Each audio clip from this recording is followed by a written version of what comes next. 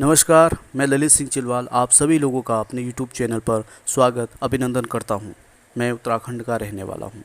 यहां की पावन मिट्टी को साक्षात प्रणाम कर मैं आपको एक छोटी सी मगर खूबसूरत एहसास करा दे ऐसे शहर पर ले चलना चाहता हूं, जिसके श्रवण मात्र से आपको बहुत सुख मिले, जैसे स्वयं अपनी आंखों से दर्शन कर रहे हो। तो आइए मेरे साथ सहभागी बने। उत्तराखंड ऋषि मुनियों ने सैकड़ों साल तपस्या करके इसे दिव्य भूमि बनाया है, जिसका वैभव पाने के लिए श्रद्धालु मीलों की यात्रा करके अपने भगवान के दर्शन को आते हैं। देवभूमि उत्तराखंड, जिसकी हवा में है गंगा आरती की सुगंध और शाम स्वयं में समेटे है ढेर सारी शीतलता।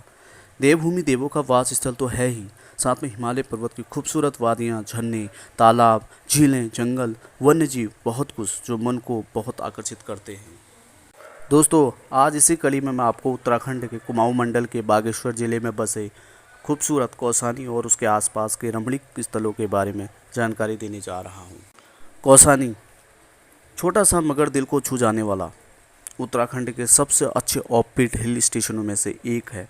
अगर आप हिमालय पर्वत की खूबसूरती में खो जाना चाहते हैं और आपके पास कुछ समय है जिनसे आप सुकून भरे कुछ क्षण बिताना चाहते हैं, तो यही वह जगह है आपके लिए।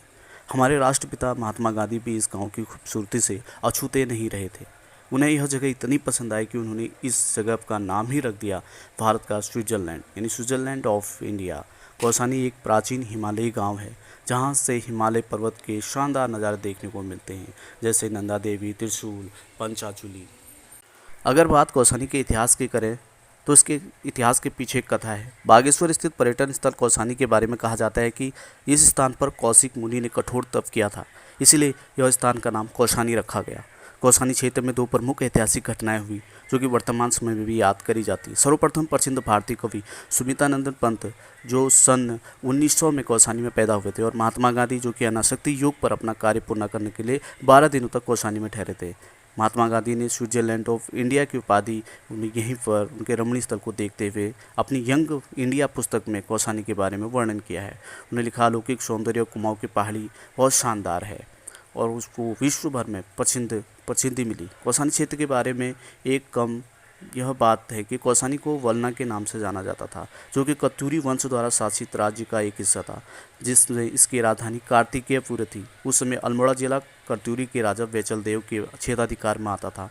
बाद में राजा ने इसका काफ़ी बड़ा हिस्सा गुजरात के एक ब्राह्मण श्रीचंद तिवारी को दे दिया। कौसानी की एक खास विशेषता उसकी चाय से है। कौसानी की चाय तो विदेशों में बड़े पैमाने पर पसंद किया जाता है। बढ़िया किस्म की गिरिराज उत्तरांचल चाय 208 हेक्टेयर में फैले चाय बागानों में उगाई जाती है। ये चाय बागान कौसानी के पास ही स्थित हैं।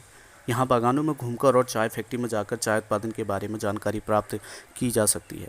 यहाँ आने वाले पर्यटन यहाँ से चाय खरीदना नहीं भूलते। यहाँ की चाय का जर्मनी, ऑस्ट्रेलिया, कोरिया और अमेरिका में निर्यात किया जाता है।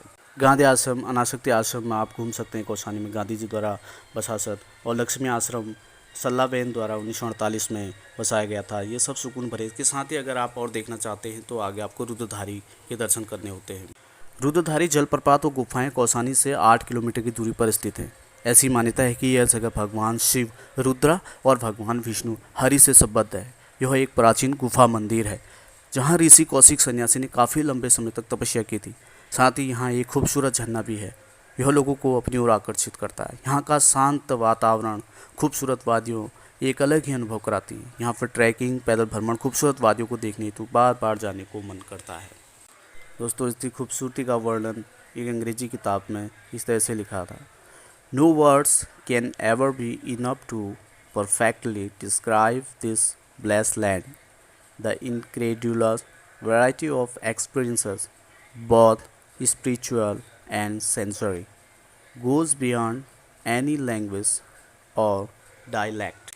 दोस्तों, इसके साथ ही आप भारतीय पुरातन सर्वेक्षण विभाग द्वारा संग्रहित बैजनाथ धाम के भी दर्शन कर सकते हैं। यह मंदिर उत्तराखंड राज्य के बागेश्वर जिले के गरुड़ तहसील में स्थित है। यह मंदिर गरुड़ से 2 किमी की दूरी पर गोमती नदी के किनारे स्थित है। बैजनाथ मंदिर लगभग 1000 साल पुराना है। यह मंदिर के बारे में कहते हैं कि यह मंदिर सिर्फ एक रात में बनाया गया था। बैजनाथ उत्तराखंड का काफ़ी महत्वपूर्ण एवं ऐतिहासिक स्थल है। कौसानी से महज 17 किलोमीटर की दूरी पर स्थित बैजनाथ गोमती नदी के तट पर स्थित है। पर्यटकों के लिए यहाँ का सर्वाधिक आकर्षण का केंद्र 12वीं सदी में निर्मित शिव, गणेश, पार्वती, चंडिका, कुबेर, सूर्य मंदिर है। यहाँ पत्थर के बने हुए कई मंदिर हैं, जिनमें मुख्य मंदिर भगवान शिव का है। ऐसी मान्यता है कि शिव और पार्वती ने गोमती व गरुड़ गंगा नदी के तट पर विवाह रचाया था। बैजनाथ को पहले कार्तिकेयपुर के नाम से जाना जाता था, जो 12वीं व 13वीं शताब्दी में कत्यूरी वंश की राजधानी हुआ करती थी। यहाँ पर एक कृत्रिम झील का भी निर्माण किया गया है। इसके साथ ही आप कोट भ्रामरी मंदिर डंगोली के भी दर्शन कर सकते हैं, जो बैजनाथ से 5 किलोमीटर की दूरी पर स्थित है। यहाँ पर माँ की पूजा शक्ति रूप में होती है। कोट मंदिर में कत्यूरी राजाओं की अधिष्ठात्री देवी भ्रामरी तथा चंद्र वंशावलियों द्वारा प्रतिष्ठापित नंदा देवी स्थापित की गई है।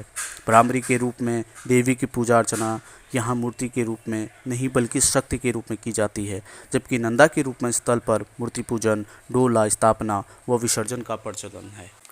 कोट भ्रामरी मंदिर की स्थापना के संबंध में कहा जाता है कि कत्यूर क्षेत्र में अरुण नामक दैत्य का बेहद आतंक था। उसी दौरान कत्यूरी राजा आसंती देव व बासंती देव कत्यूर को राजधानी बनाने की सोच रहे थे। दैत्य से पीड़ित जनता ने तब राजाओं से अपनी व्यथा कही।